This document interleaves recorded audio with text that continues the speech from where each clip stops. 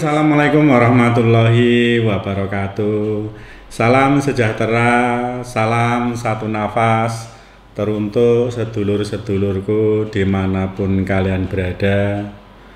Salam juga khusus anak-anak didik pencak silat Partisan Kumbang Malam dimanapun kalian berada. Alhamdulillah di kesempatan spesial Lur, masih di bulan puasa melanjutkan yang kemarin, yaitu masalah pesugihan kera putih Lur.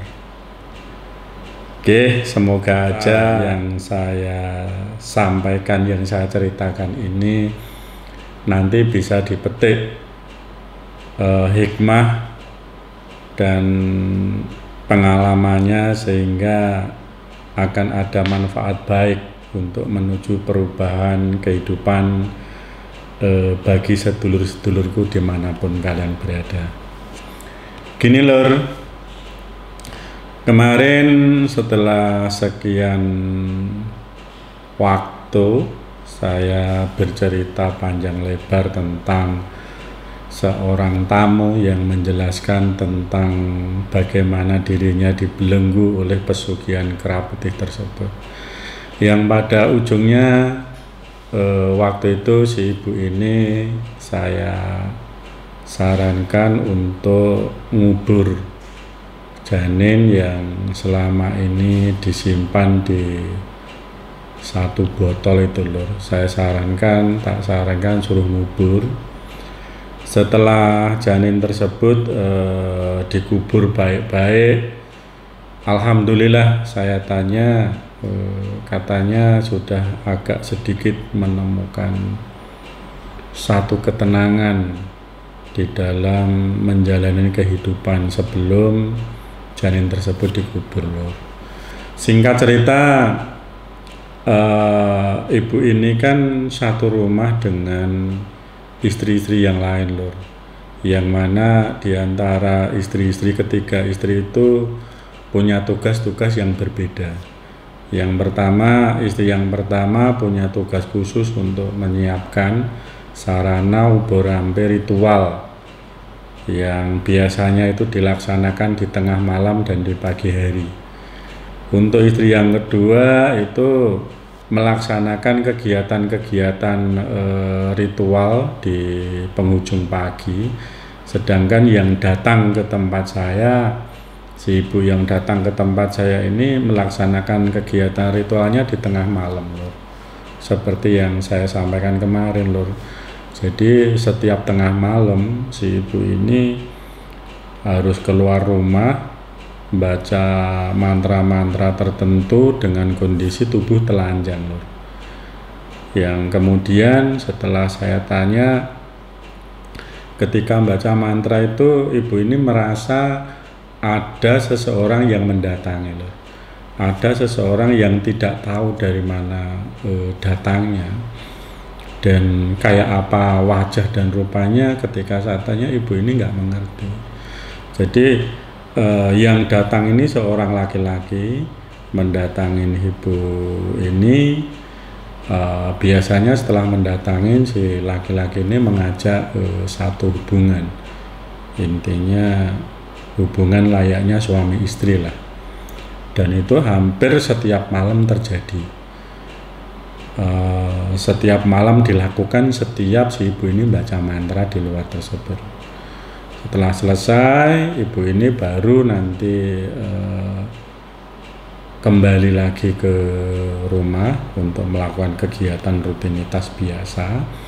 Tapi biasanya sebelum melakukan kegiatan rutinitas ini, malam setelah ritual mau tidur ini, ibu ini selalu mendengar suara tangisan-tangisan anak-anaknya itu. Katanya sering anaknya ini merintih, kesakitan, nangis gitu, nangis di sampingnya minta tolong. Dan itu terjadi setiap hari, yang di kemudian hari waktu itu satu persatu istri pertama, istri kedua ini meninggal Lur. Jadi yang suaminya terus beruntun, kalau nggak salah yang diceritakan ke saya itu selisih nggak lama Lur. Selisih hanya 1,5 bulan, belum nyampe 40 hari katanya. Si istri pertama meninggal, selisih lagi, kalau nggak salah yang kedua ini selisih 6 bulan meninggal. Dan tinggallah si ibu ini sendiri. Makanya ketika ditinggal sendiri ini rasa ketakutan yang berlebihan tersebut, ketemulah beliaunya dengan saya.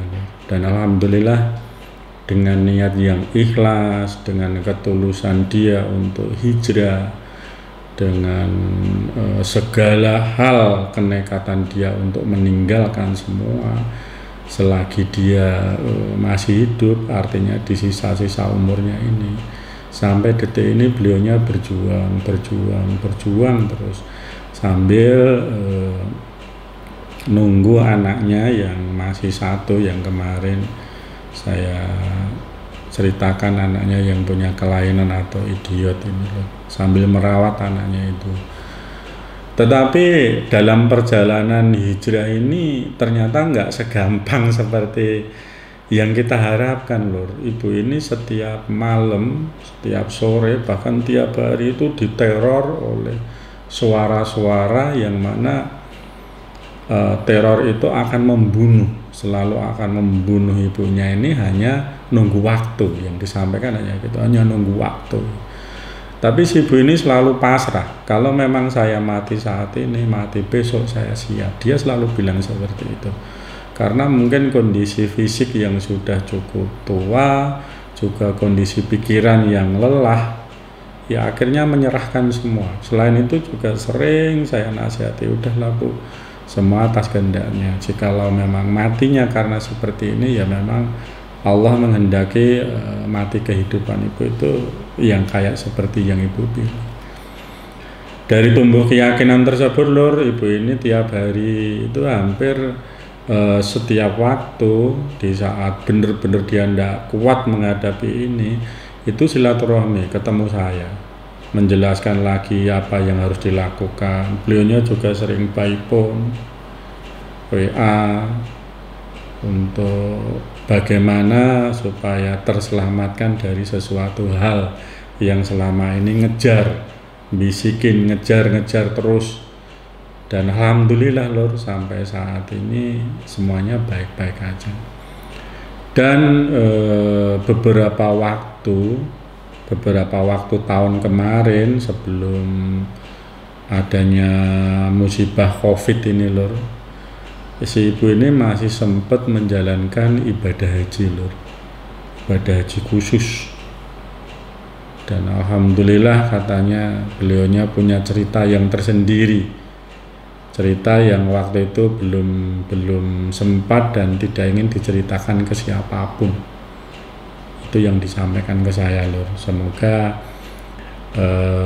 cerita-cerita yang saya sampaikan ini akan bermanfaat untuk sedulurku dimanapun kalian berada.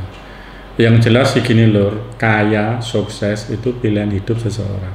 Setiap manusia, siapapun dari kita, yang namanya manusia pasti punya harapan yang sama, punya tujuan yang sama.